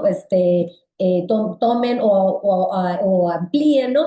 Pero algo que me parece muy interesante y bueno, también del trabajo de Citlali resalta mucho, pues es el tema obviamente de la mirada, es decir, que no todas las niñas y los niños son iguales, ¿no? Es decir, una vez que hay estos, como decías tú, ¿no? Soledad, estos aspectos que marcan en términos de clase, de origen social, de origen étnico, de raza, de lengua materna, etcétera, pues ya no estamos hablando de las mismas infancias. Y entonces el trabajo de Citlali pues ha sido en ese sentido muy, o sea, es decir, trabaja mucho en eso pues porque justamente se ha desarrollado pues con población afrodescendiente, ¿no? Entonces yo aquí, Citlali, pensaría un poco también en ampliar un poquito más la idea de la racialización de las infancias, ¿no? Porque creo yo que también el hecho de que no nos importen, pues, en general, digamos, ¿no? Pues a ciertos países o no sé, a una población quizás que no le importe, pero que a lo mejor no le interpela, ¿no? El hecho de que sean niños árabes, niñas árabes las que están siendo bombardeadas, ¿no? Porque esto ya trae una carga, ya sabemos, orientalista, etcétera, de cómo se ha construido también en la narrativa y en la imaginario esa parte del mundo. Entonces, la idea de la racialización, ¿no? Es decir, de qué despoja las infancias cuando hay este marcaje, ¿no? De que no es estas infancias pues que vienen o que sí se parecen más al sujeto blanco, judio-cristiano, grecolatino, etcétera, ¿no? Pienso, por ejemplo, ahorita haciendo un paréntesis, en el tratamiento que han tenido los refugiados ucranianos en Europa, ¿no? O sea, que migran y son bienvenidos, acogidos, incluso hay países que les da un aporte económico para que puedan vivir ahí. No digo que eso no esté bien, está viviendo una guerra, pero con respecto al tratamiento que tienen las personas que llegan de Siria o que llegan de otros países, pues evidentemente hay una gran desigualdad en el tratamiento, ¿no? Entonces creo que sí es importante, por un lado, pensar en estos marcajes que no dejan de hacerse cada vez como más evidentes. Lo otro que también pienso, o sea, pienso y de repente voy a meter un caso horrible, pero que me parece que también da algunas luces, que es el caso Epstein, ¿no? Es decir, las cosas que el caso Epstein han develado en términos del abuso sexual a niñas, en este caso parece niñas blancas, ¿no? Es decir, pero niñas pobres, ¿no? Entonces ahí hay un marcaje, ¿no? De marginación social, ¿no? De estas niñas, pues, que vivían en contextos muy desventajosos y que de repente terminaban metidas en estas redes pues de abuso sexual, ¿no? De trata de niñas para fines de explotación sexual. Entonces, esto, digo, no quiero, obviamente, evidentemente, la pedofilia y la pederastia no son cosas nuevas, pero pensar en que han sido justamente estos personajes que pertenecen a estos grupos, ¿no? De extrema derecha, en donde revaloran los valores, o sea, están, según ellos, ¿no? Reivindicando valores familiares, cristianos, etcétera, etcétera, quienes ahora están descaradas, es decir, están develados, ¿no? Como estas personas que hacen este tipo de cosas, pues a mí también me habla mucho como del poder, ¿no? O sea, es decir, las dinámicas y el ejercicio del poder que se puede ejercer contra una persona, contra una niña y un niño, ¿no? Es decir, hay, digamos, todo tipo de relación es una relación de poder, pero la que los adultos pueden ejercer con los niños o pueden tener con las infancias es una relación como de abusivo poder, ¿no? Es decir, de un poder todavía más extremo, por ponerlo de alguna manera. Entonces, bueno, eso es algo que también no sé, como que el caso Epstein me pone también a pensar en lo que estamos atestiguando en términos de la violencia de índole sexual. Y pues creo que ahí lo dejaría porque ya hablé demasiado. El conversatorio es para que hablen ustedes, pero digamos, son cosas que me inquietan, ¿no? Es decir, y pensando en cómo estamos entonces cambiando el sentido, las significaciones que le hemos dado a las infancias para que ahora realmente sean vidas, pues pues que no importa, ¿no? Es decir, son números que se ponen en unos reportes y que nos indignan a unas, pero pues que en realidad pueden seguir sucediendo porque Israel tiene 30 meses asesinando niños todos los días en Gaza, ¿no? Entonces, bueno, Citlali, te dejaría la palabra y volvemos a al mismo sentido de la ronda. Muchas gracias. Sí, muchas gracias. Es muy pertinente tu reflexión, Charlene, porque justo permite desarrollar algunas ideas que invitan a encontrar lineamientos para explicar cierto tipo de acciones. Partamos de considerar que el racismo, digamos, como constructo también moderno, como lo conocemos hoy día, se nutre de una idea que ha desarrollado de una manera que en lo personal a mí me parece muy sugerente, Achille Mbembe, este teórico, filósofo camerunés, quien sugiere que el racismo opera bajo la lógica del cercado. Eso me parece súper importante de traer a cuenta, porque según Membe, la lógica del cercado que operativiza el racismo divide, organiza y fija las multiplicidades, ¿no? Con la mayor precisión posible, dice él, mediante imposición de jerarquías y lugares específicos. Pensemos, por ejemplo, el pensamiento racista se nutre así entonces de los cercados con la naturalización de ciertas características que inferiorizan a los sujetos. Por ejemplo, las personas afrodescendientes, ¿no? ¿Cómo se les racializa? Se parte de considerar que son buenas para el deporte, que tienen ciertas tolerancias físicas por sus constituciones corporales, a las mujeres se les hipersexualiza. Esta construcción de estereotipo opera justo como el cercado que va siendo socializado a lo largo de los siglos del tiempo y de las geografías, de tal manera que vamos internalizándolas, ¿no? Y por lo tanto se reproducen. Eso legitima también las lógicas de exterminio racista. ¿Por qué? Porque con estas dinámicas de naturalización de las alteridades y las diferencias, las fijezas de la diferencia, lo que opera es entonces un orden legítimo que justo permite saber o permite gestionar la posibilidad de vivir o de morir de ciertos pueblos, ¿no?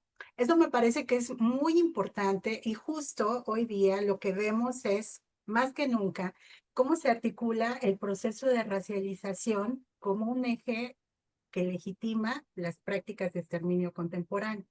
Justamente una pregunta que a mí me interesaba problematizar en esta segunda parte de la conversación es si ya nos encontramos en un momento de cambio en torno a los atributos asociados a las infancias.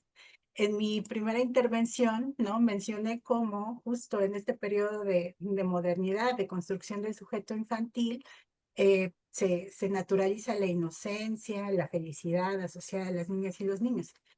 Hoy día ya estamos en un momento histórico diferente. Si escuchamos, por ejemplo, a israelíes justificando por qué se mata a los niños, el argumento es la lógica del cercado, adultocéntrico. Son los futuros terroristas que van a seguir atacando a la nación israelí. Eso me parece que es un llamado de atención muy sugerente que nos obliga también a referenciar, pues, qué vivencias, ¿no? Son las que hoy día afecta sustantivamente esta dinámica racialista que acompaña indudablemente el genocidio en Gaza. Así que eso por un lado, ¿no? Y por otro, bueno, también en esta lógica del cercado y entendiendo que digamos, trayendo a cuenta otra idea emanada de Nelson Mandela, con sus reflexiones en torno al racismo, él sugería que así como aprendemos a ser racistas, también podemos desaprenderlo, ¿no? Y justamente yo creo que ahí está nuestra nueva pedagogía. Si bien estamos, como se ha mencionado a lo largo de esta conversación, ante las lógicas de la pedagogía de la crueldad y una espectacularización de la violencia que nos anestesia ante ciertas atrocidades, lo cierto es que me parece que como una alternativa crítica, propositiva, no solamente es de construirnos en tanto personas adultocéntricas, sino también referenciar una posible deconstrucción antirracista y anticolonial que asiste hoy día el genocidio y las vidas infantiles, ¿no? El hecho de que menciones, por ejemplo, los casos, ¿no? de pedofilia que también han, digamos, orbitado en torno a esta guerra, no es un dato menor, Charlene, ¿no? Yo creo que sí amerita también una problematización de mayor alcance porque también se habla de la disponibilidad de las vidas infantiles, ¿no? De los usos perniciosos pornográficos, literalmente, y de las vidas desechables que también muchas personas, sobre todo, y voy a insistir mucho en eso, dirigidas con esta perspectiva tecnofascista legítima, ¿no? Entonces, bueno, quería orbitar por ahí esa respuesta para no consumir más tiempo del debido y dar también lugar a las reflexiones de mis compañeras. Muchas gracias, Itlali. Pues Rebeca, un poco como en en el mismo tenor, yo añadiría también algo que tanto Soledad como Citlali dicen, y pues ustedes en Redim lo ven todo el tiempo, ¿no? La idea de que pues las niñas y los niños también pues ejercen agencia, tienen digamos, su reflexividad, ¿no? O ponderan, ¿no? Sus contextos, sus alternativas, a veces tienen mucha decisión, ¿no? Y saben lo que quieren, ¿no? Y por qué lo quieren. Creo que las infancias palestinas nos dan muestra de eso desde hace mucho tiempo, ¿no? Hay muchísimas películas, documentales, videos en donde salen niñas y niños palestinos con mucha claridad, o sea, hablando con mucha claridad de la historia de su pueblo, de su territorio, de quiénes son las personas que los están atacando y por qué, ¿no? Entonces creo que ahí hay, digamos, un ejemplo, ¿no? Como muy elocuente. Creo que las infancias palestinas son muy emblemáticas en ese sentido, ¿no? En un contexto de ocupación, el tipo de subjetividad que se desarrolla con esta claridad, ¿no? Y esta defensa de lo que ellos creen, digamos, de lo que debe de ser y de lo que debe de pasar, ¿no? La descolonización, el regreso digamos, a la Palestina histórica, es decir, todo, ¿no? El 48 como un evento muy marcante, aunque son niños y niñas que nacieron en este siglo, ¿no? Es decir, como este tipo de cosas a mí me parecen siempre muy interesantes pues sí, emotivas de ver, ¿no? Que no son obviamente las que ve uno pues en infancias que no están en contextos tan desventajosos y tan terribles como esos, ¿no? Entonces, ustedes desde Redim, pues no sé, digamos que podrías tú un poco abonar, ¿no? También en el trabajo que hacen aquí en México, de también cómo las niñas y los niños pues están enfrentando situaciones pues en contextos donde pues hay crimen organizado, ¿no?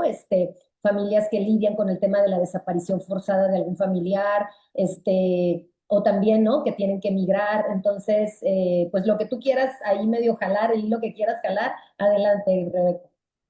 Muchas gracias, Cherlyn, muchas gracias, colegas. Sí, pues justo mientras nos iba escuchando, pensaba por acá, ¿no? ¿Cómo acompañamos a niñeces y adolescencias que están siendo testigas de un genocidio en el mundo y en el que están teniendo acceso a verlo, ¿no? O sea, es mucho de lo que se ha puesto sobre la mesa de cómo un genocidio está siendo transmitido en vivo y es entonces qué repercusiones va teniendo pues también en las niñeces y las adolescencias y que ya lo decían también por acá los impactos que hay a nivel de la salud mental, ¿no? Y creo que en ese sentido, desde Redim también hay una apuesta por los espacios intergeneracionales, ¿no? Cuando reconocemos que niñas, niños y adolescentes son también parte de una sociedad, son sujetas y sujetos de derechos sociales, políticos, económicos también, al verlos como parte de esta sociedad, se hace importante construir espacios intergeneracionales que nos permitan acompañar, ¿no? Y que aquí yo rescataría lo que también decía Soledad, ¿no? Las niñeces no solo son cuidadas, también cuidan, ¿no? Y, y entonces este acompañarnos en espacios intergeneracionales rompe con esta idea también adultista, adultocéntrica, en donde es la persona adulta quien va a ir a decir y a dirigir, ¿no? Y la experiencia que hemos ido recuperando en Redim y que hemos ido construyendo con las chicas y los chicos que acá nos acompañan y también con otro grupo amplio que no están, es hagamos de estos espacios un espacio seguro en el que la palabra de cualquier persona, más allá de su edad, importa y es necesaria para dar lectura a las realidades que nos atraviesan, ¿no? Entonces, creo que es algo que necesitamos como preguntarnos, ¿no? ¿Cómo nos estamos acompañando de manera intergeneracional, reconociendo que personas de todas las edades estamos teniendo acceso a esto que está sucediendo y tenemos una interpretación y una perspectiva de esa realidad, ¿no? Entonces, creo que es algo que yo pondría por acá. Creo que también es importante decir que pues lo que pone en la mesa el genocidio en Palestina es que las capacidades de los estados pues están siendo insuficientes para proteger la vida de las niñas, niños y adolescentes, ¿no? Y también es necesario replantearnos como sociedad qué otras propuestas y qué otras apuestas tenemos más allá de la figura del Estado que no está siendo suficiente para garantizar la vida de niñas, niños y adolescentes y de las personas en general, ¿no? Pensaría también como yo fui tomando por acá notitas, ¿no? Pero justo en esto que mencionabas, si no me equivoco, también, bueno, que tú mencionabas, Charlene o Soledad, una de ustedes dos, como la narrativa de que las niñeces palestinas pueden ser futuras y futuros terroristas, está haciendo una legitimidad social, de que entonces por eso es necesario que se les asesine, ¿no? Y me parece que eso lo tendríamos que traer también a qué discursos están polarizando en nuestros contextos que entonces justifican esta serie de violencias que van en contra de la vida de niñeces y adolescencias, ¿no? Y acá yo recuerdo siempre a una autora, a Ernesto Bustelo, en cómo plantea en cuanto a las niñeces y las adolescencias, de pronto en las narrativas, en los discursos de muchos actores en muchos espacios, hablamos de nuestras niñas y nuestros niños, nuestras adolescentes, nuestros adolescentes.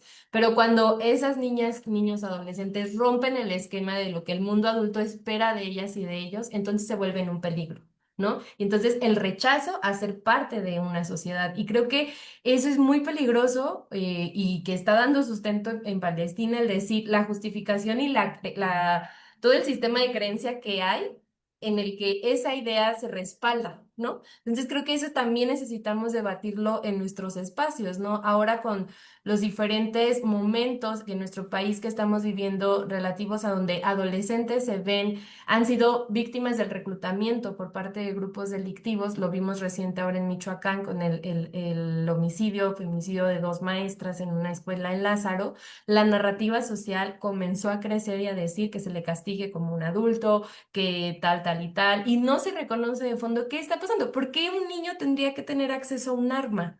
y a un arma que estaba registrada hacia una institución como la Marina, ¿no? Entonces, creo que es como la narrativa que envuelve estas ideas de que entonces ya no son nuestros y son un peligro y entonces hay que hacer algo frente a eso, les está aislando, les está excluyendo, pero no estamos viendo también de fondo qué está sucediendo, ¿no? Entonces, pues para Redim eso es muy importante en cómo si un marco de derechos establece los derechos pues de esta población, las exigencias que también tenemos la sociedad al respecto, qué hacer, lo dice la ley y bueno, demasiados instrumentos, y también ahí en el cómo vamos construyendo comunidad, ¿no? Creo que es también una de las apuestas, ¿no? Y creo que el no dejar de hablar de Palestina nos permite también construir esta comunidad porque es un espacio, y yo lo platico acá con mis amigas, ¿no? O sea, es que necesitamos hablar de todo esto que pasa porque una, si consume y consume, se va también, va teniendo impactos y estos espacios los necesitamos abrir pues con todas las niñas, niños y adolescentes, ¿no? Y por último, yo diría que también un instrumento importante en el marco internacional de los derechos de niñas, niños y adolescentes, pues es el protocolo facultativo que hace también el Comité de los Derechos del Niño respecto a la participación de niñas, niños y adolescentes en conflictos armados, ¿no? Entonces, esto sin duda es también todo lo que está pasando en Palestina es totalmente violatorio y creo que algo que necesitamos también voltear a ver, ahora yo no traigo la información suficiente, es cuál ha sido la postura del Comité de los Derechos del Niño frente a Israel como este estado que ha firmado o que está pegado a los derechos y que ha habido rechazo a las recomendaciones que el Comité de los Derechos del Niño ha emitido a Israel, ¿no? Entonces, eso también creo que es parte de estas discusiones sobre entonces cómo estos mecanismos internacionales, en el caso del Comité de los Derechos del Niño, qué alcances y límites van teniendo, ¿no? Y eso de fondo, pues, cómo si transforma o no la vida de las niñeces y las adolescencias. Yo diría, como esa parte y pensarían, si se puede, Cami, Dylan, Emiliano, si quieren ustedes sumar algo más sobre esto que vamos platicando. Cami, adelante. ¿Si quieres? Sí. Gracias. Gracias, Rebe. Bueno, creo que es muy importante todo lo que vienen diciendo y sobre todo cuando realizaba la pregunta de cómo era en Palestina, pero también cómo lo estamos viviendo aquí en México, es una manera que me agrada mucho de abarcar toda esta problemática que se está dando, porque finalmente no es un conflicto aislado, no es algo que está ocurriendo en otro país, no vamos a hablar de él, ¿no? Sino que incluso nosotros como infancias y adolescencias, tal vez el cambio que nosotros podamos hacer no sea el mayor de que de la noche a la mañana vamos a hacer un cambio enorme, pero de poquito en poquito podemos poner nuestro granito de arena y empezar a hacer un cambio que sea significativo. Por ejemplo, como infancias y adolescencias, creo que lo primero que podemos hacer es informarnos de todo lo que está sucediendo, no solamente aquí en México, sino en lo que está ocurriendo, por ejemplo, en el genocidio de Gaza. ¿Qué son estos términos como el sionismo, como genocidio, como crimen de guerra o crimen de lesa humanidad? Que los empecemos a comprender.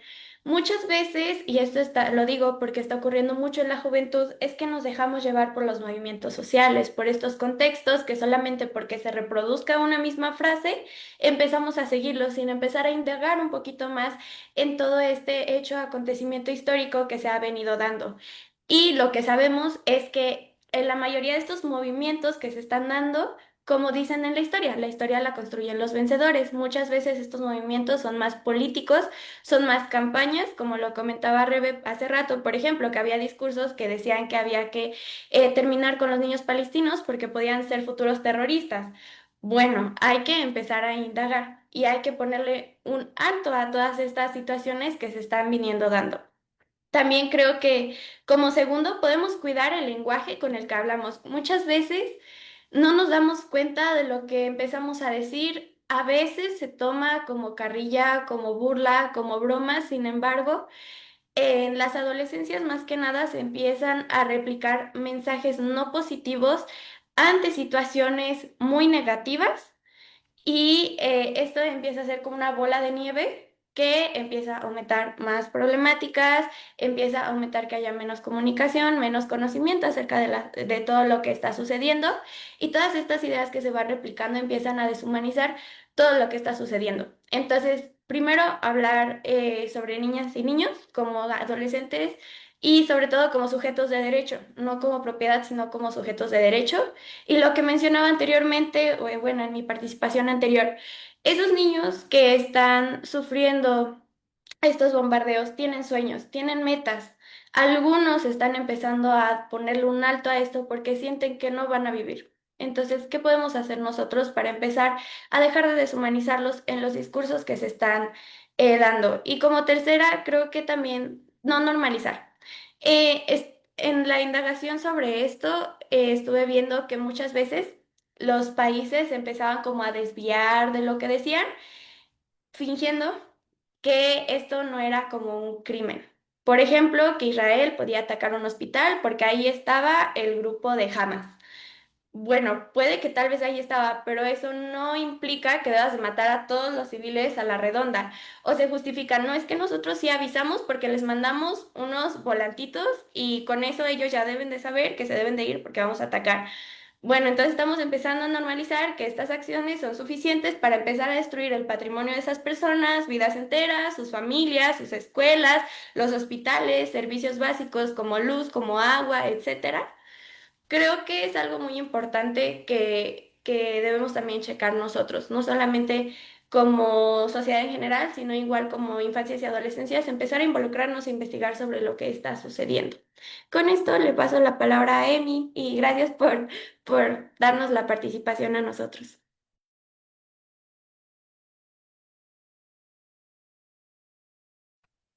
Gracias, Cami, por pasarme la palabra. Creo que hay algo muy importante aquí que hay que considerar, y es que también hay que empezar a ver a los niños que están siendo atacados en este momento, no solo como víctimas, sino también como seres que saben perfectamente lo que está pasando, como bien lo decía nuestra compañera Charlene, que son seres que están completamente conscientes de lo que está pasando, que unos son conscientes de quiénes son los que los están atacando, de qué es exactamente el conflicto. Inclusive también hay material audiovisual donde estos niños este, de, saben cómo explicar la situación, inclusive pues defienden, bueno, claro, verbalmente su país en este tipo de materiales, ¿no? Ok, pues nada más sería eso, que hay que empezarlos a ver, bueno, como seres que son capaces de reflexionar, que son capaces de sentir de una manera bastante ferviente lo que está pasando en su entorno. Muchas gracias. Y le paso la voz a Dylan si quiere pasar. Gracias. Gracias, Emi. Pues bueno, todo lo que lo que comentaron es muy interesante. Hay muchas cosas que yo no sabía de lo que estaban pasando realmente en Palestina.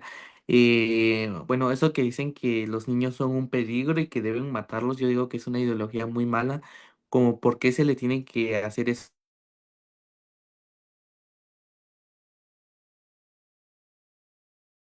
es lo que está pasando y darle como una sincera plática de que ellos son como el futuro de Palestina, de que no se debe.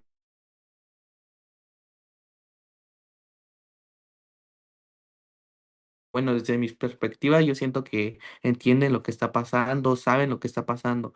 Y pues bueno, yo solo quería decir que pues es muy interesante todo lo que están diciendo. Gracias.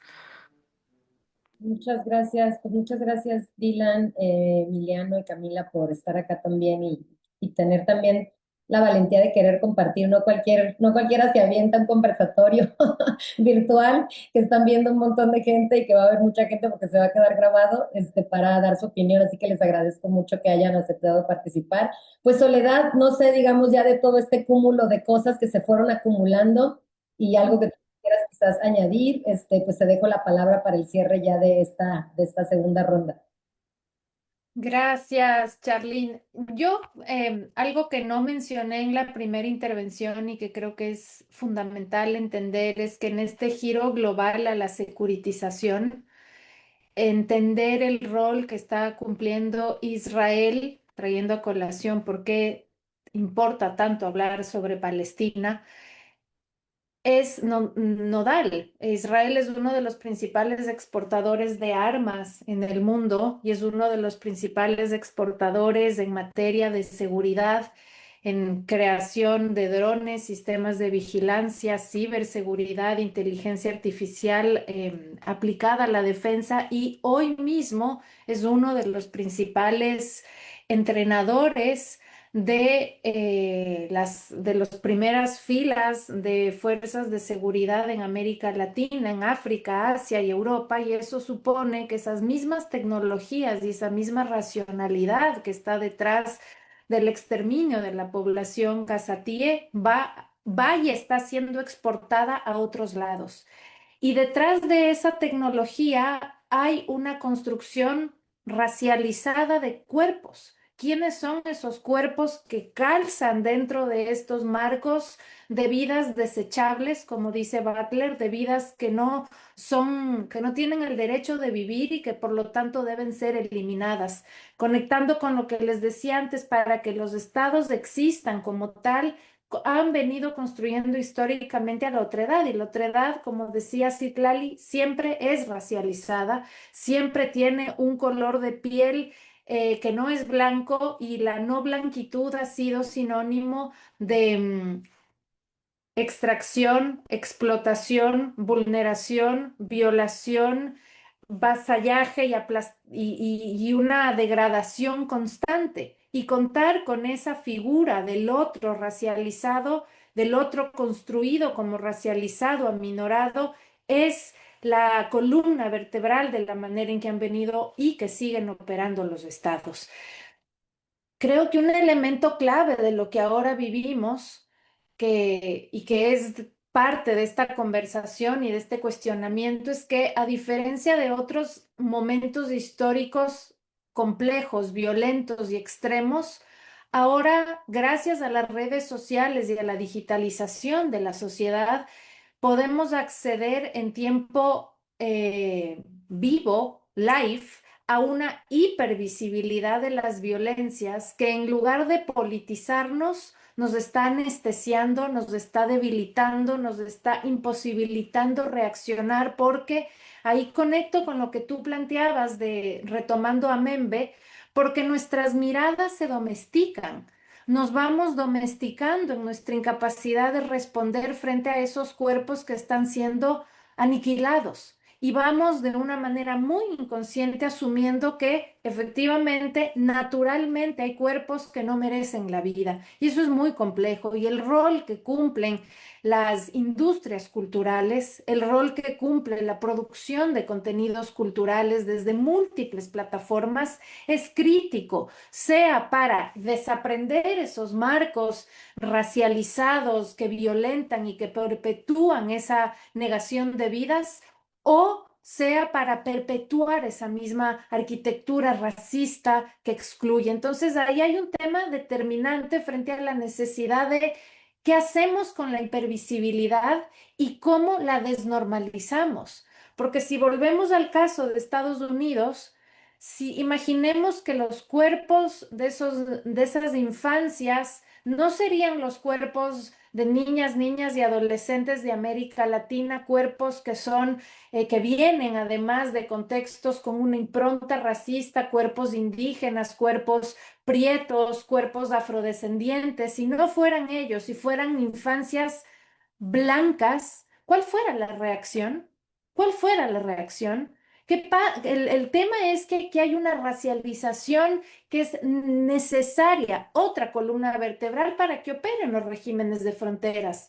Las fronteras son racistas por naturaleza, porque van identificando a ciertos cuerpos a los que atacan, cuerpos en clave de clase, raza, género, edad y nacionalidad.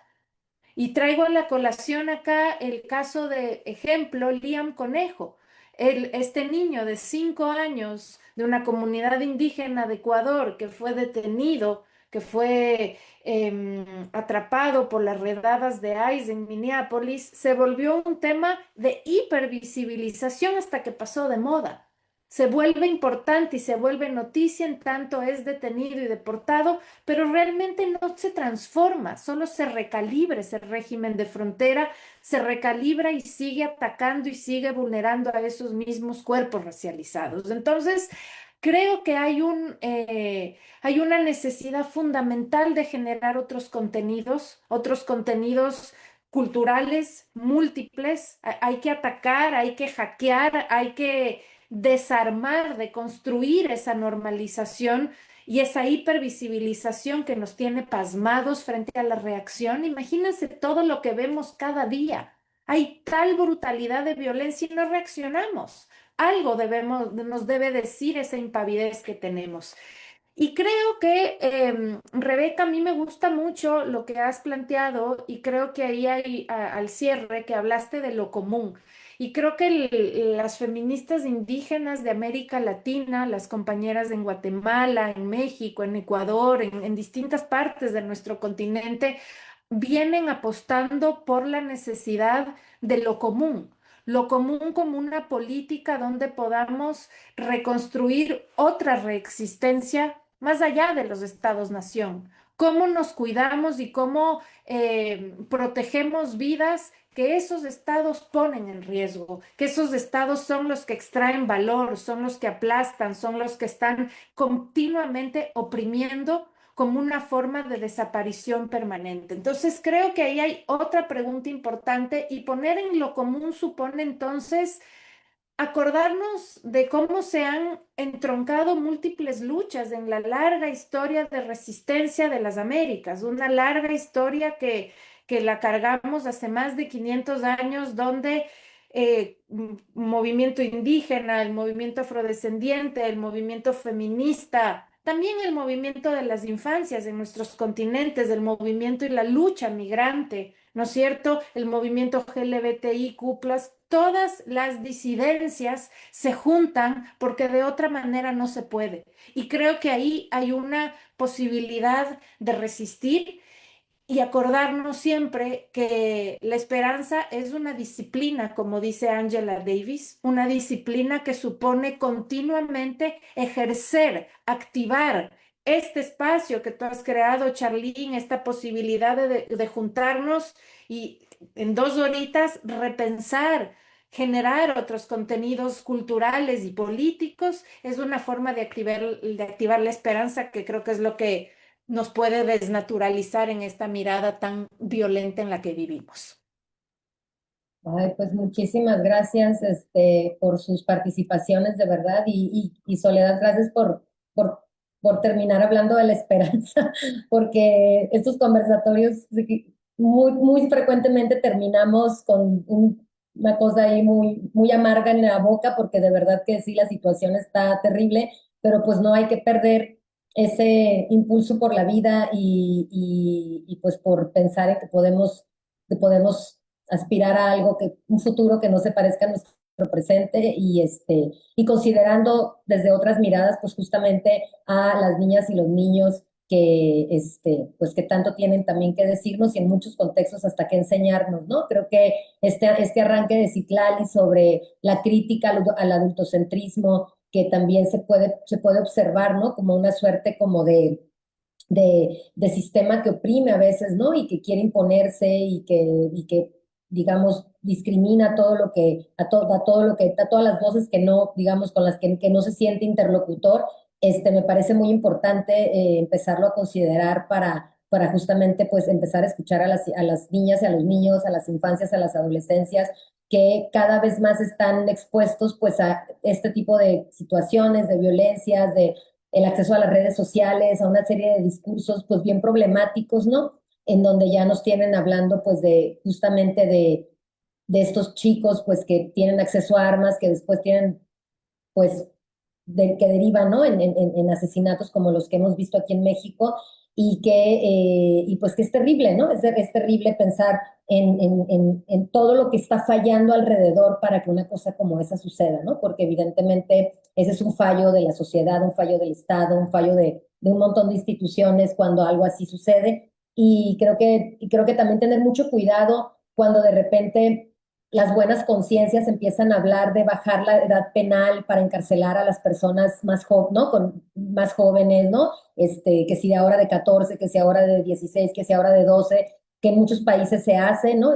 Pasan este tipo de leyes con el argumento de que delinquen como adultos, pues entonces que sean tratados como tales, ¿no? Entonces eso a mí me parece peligrosísimo, me parece otro de los discursos de las derechas que pueden, que tienen a veces mucho eco y creo que hay que estar muy cuidadas y cuidados de, pues de no caer pues en ese tipo de falsas soluciones, pues que finalmente no, evidentemente no van a arreglar nada y no están abordando los problemas pues desde la raíz, ¿no? Entonces, bueno, pues nos dejaron un montón de tarea para reflexionar. Yo voy a poner en los comentarios de Facebook 2 enlaces que nos pasó Soledad.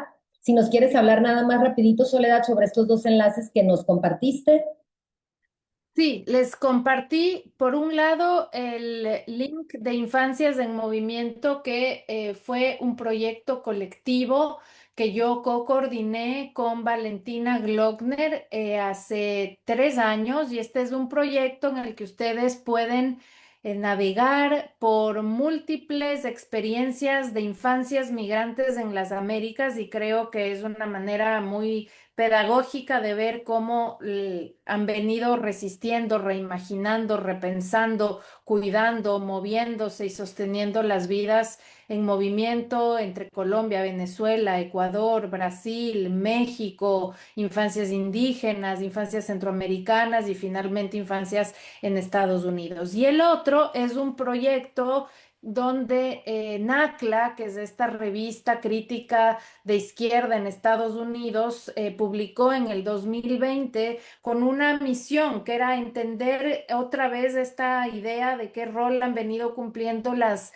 infancias migrantes en la configuración de la movilidad y el control en las Américas. Y creo que ahí vuelve a aparecer esta idea de ver la historicidad, el presente y la resistencia desde las infancias migrantes. Muchas gracias, Soledad. Pues ya los pusimos aquí en los comentarios para que pues quien quiera copiar el enlace y revisar tanto el proyecto como el informe, pues ahí está a su disposición. Si, Tlali, tú quisieras recomendarnos o sugerirnos algo como para seguir en este tipo pues de debate, discusión, aprendizaje. Sí, claro que sí. Muchas gracias a todas las personas por acá. Bueno, sí, un libro que me parece muy importante. Por desgracia todavía no está traducido, pero me parece que es un esfuerzo que también se hace por parte de colegas intelectuales de otras latitudes para entender qué vivencias tienen, qué vivencias de resistencia tienen los niños palestinos, ¿no? Este libro en particular, que bueno, se puede conseguir en versión digital, lo recomendaría. Hay algunas reseñas, algunas menciones analíticas al respecto, que bueno, es un insumo que me parece sugerente. Por otro lado, también, bueno, pues ya mencioné a Shir Membe de la perspectiva de la lógica del cercado que se encuentra publicado en Crítica de la Razón Negra, pero también reflexionar sobre los elementos analíticos en torno a la construcción del concepto de necropolítica. Creo que esta referencia bibliográfica puede ser de utilidad a todas las personas que quieran seguir teniendo como más elementos para entender cómo se operativiza este concepto en distintas realidades y sobre todo hoy día en este momento histórico. También otras colegas, por ejemplo, perdón, Ariadna Esteves y Elisa Ortega, coordinan un seminario de estudios críticos en Derecho y Migraciones. Y en particular, bueno, pues tienen algunas sesiones que me parecen interesantes para reflexionar justo sobre las lógicas tecnofascistas hoy día que acompañan las dinámicas de movilidad. Y bueno, ustedes pueden entrar a la página de este seminario y encontrar ahí videos, referencias, que me parece muy interesante. Y a propósito, esto va a ser un comercial al final, Charlene, colegas, de la página del Seminario Universitario Interdisciplinario sobre Racismo y Xenofobia que tenemos aquí en la UNAM, que actualmente coordino. Y bueno, allí en esta página van a encontrar ustedes publicaciones, material que orbita en torno a reflexiones de tipo académico, en torno a el racismo y la xenofobia, ¿no? Entonces les invito también a conocer esta página para que podamos seguir visibilizando los alcances que tiene la puesta en marcha de lógicas de racialización en diferentes momentos de la historia. Y bueno, pues no me resta más que agradecer. Dejo también mi dato de contacto para quien quiera seguir conversando en torno a estos temas. Muchas gracias, Charlie. Muchas gracias, Itlali. Rebeca, ¿tú quisieras hacer alguna recomendación o hablarnos de las redes sociales de Redim o algunos informes recientes que a lo mejor puedan ser interesantes de socializar? Adelante. Y gracias, Charlene. Sí, pues en la página de Redim, Red por los Derechos de la Infancia en México, así estamos en Facebook, en las diferentes redes sociales, Facebook, Instagram, recientemente en TikTok también ya estamos llegando ahí. Y pues en nuestra página hay diversas publicaciones, ¿no? Que se han ido realizando y podrán encontrar algunas en las que hemos trabajado con las niñas, niños y adolescentes, donde son ellas y ellos quienes escriben directamente. Y sobre tal cual sobre el genocidio en Palestina, fíjense que hay un compañero del grupo, Yaskin de Mérida, que él trae siempre la necesidad de compartir y de socializar en el espacio y él nos ha compartido varios materiales que no traigo ya, que no traemos hoy acá, pero le vamos a pedir a Yaskin que nos apoye a compartirlos porque él ha sido con el grupo donde nos ha dicho como esta película, esta liga, esta tal. Una disculpa que no los trajimos, pero con gusto ahí comentamos en la página donde se está transmitiendo. No sé si por acá, Emi, Cami y Dylan, ustedes quieren hacer alguna recomendación.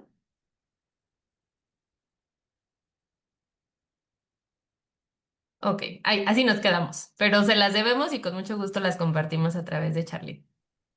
Muchas gracias.